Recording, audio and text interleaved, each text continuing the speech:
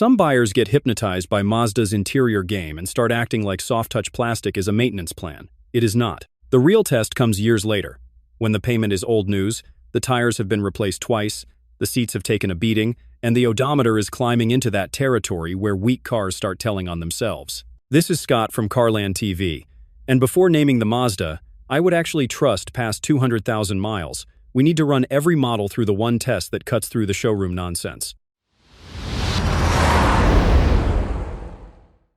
By 200,000 miles, a car has no poker face left. The paint may still shine, the cabin may still look better than the neighbor's RAV4, and Mazda's steering can still give you that little, okay, this thing has some sauce feeling, but the truth is underneath. Engine strain, transmission behavior, suspension wear, oil leaks, electronics, parts cost, and how the car handles boring daily abuse matter more than anything you like during the test drive. Mazda has earned the right to be taken seriously here. In J.D. Power's 2025 Vehicle Dependability Study, Mazda scored 161 problems per 100 vehicles, while the industry average was 202, so this is not just Mazda fans yelling into the internet. That is a strong score, but I still would not treat the whole lineup like one big safe bet, because a Mazda 3, CX-30, and CX-5 do not live the same life once the miles pile up. For this kind of mileage, I want the simple formula. The non-turbo CX-5 Skyactiv G makes 187 horsepower and 185 to 186 pound-feet of torque, depending on the spec source, and it uses a 6-speed automatic instead of a CVT. That matters because it is not some tiny turbo engine dragging a heavy crossover around while a transmission plays guessing games all day. Mazda's 2.5 turbo is way stronger, up to 256 horsepower and 320 pound-feet on premium fuel. But for a 200,000-mile bet, extra heat and boost pressure are not exactly my love language. Give me calm, proven, repeatable, and easy to service. That is the filter. Not the prettiest Mazda, not the fastest Mazda. The one I trust is the one that can deal with commutes, potholes, grocery runs, road trips, bad weather, and average owners, who suddenly remember maintenance only after the dashboard lights up like Christmas. And that is where the Mazda 3 gets interesting, because it has the reliability bones. But long-term ownership is not just about whether the engine survives. The Mazda 3 trap. Compact cars make smart people feel like geniuses for a while. The Mazda 3 is cheap to feed, easy to park, light on its feet, and it does not feel like some sad little rental car with a steering wheel made out of recycled lunch trays. The 2025 Mazda 3 sedan gives you a 2.5-liter naturally aspirated four-cylinder with 191 horsepower and 186 pound-feet of torque, paired to a 6-speed automatic. That already makes it more interesting than a Corolla, and more normal to live with than a Civic if you hate the whole CVT feel. Then life starts adding weight.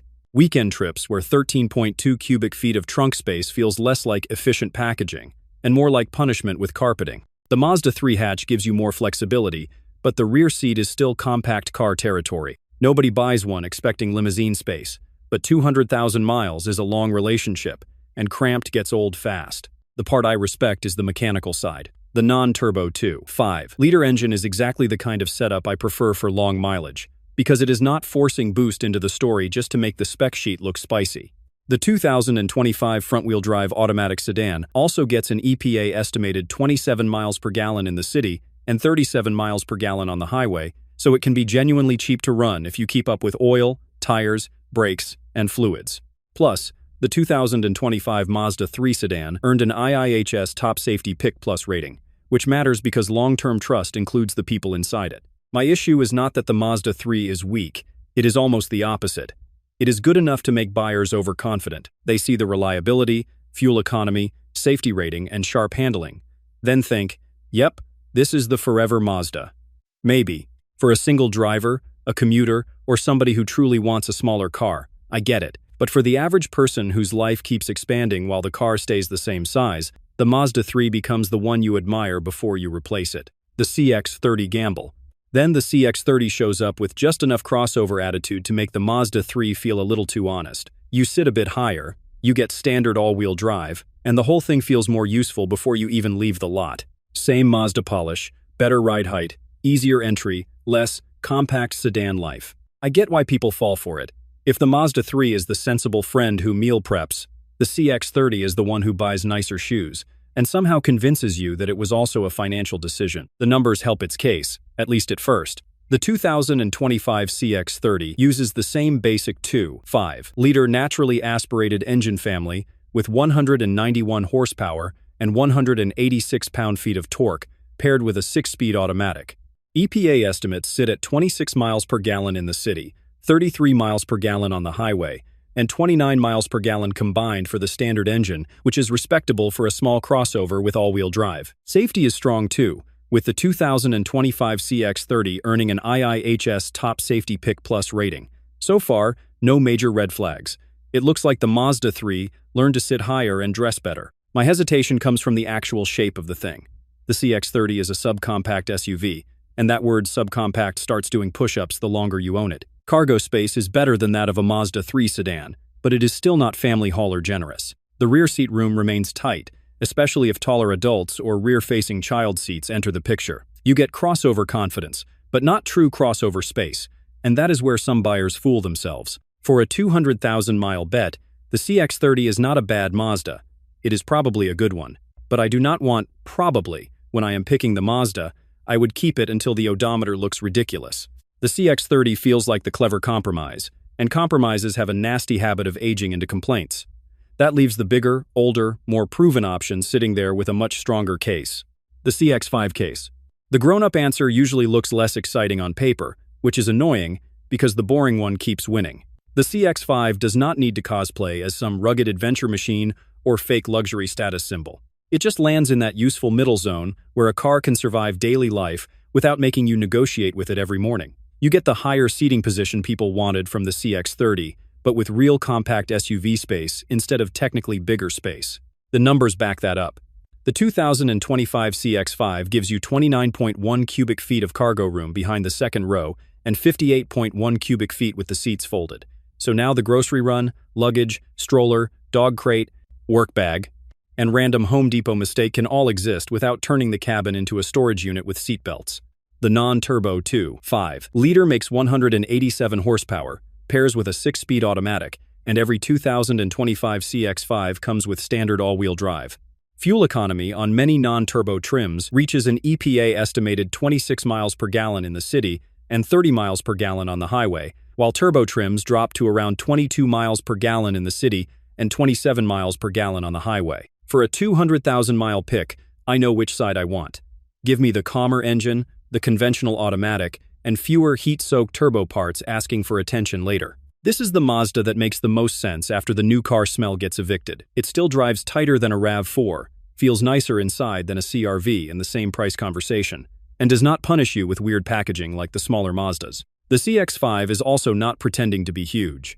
The tow rating is only 2,000 pounds, so nobody should act like it is a truck, unless their truck standards came from a lawnmower brochure. But as a long-haul daily driver, this is the one I would trust, because it has enough space to stay useful and enough mechanical restraint to feel sane. The only catch is ugly and simple. Even the best Mazda can be ruined by lazy maintenance, and that part deserves its own warning before anybody starts shopping with blind confidence.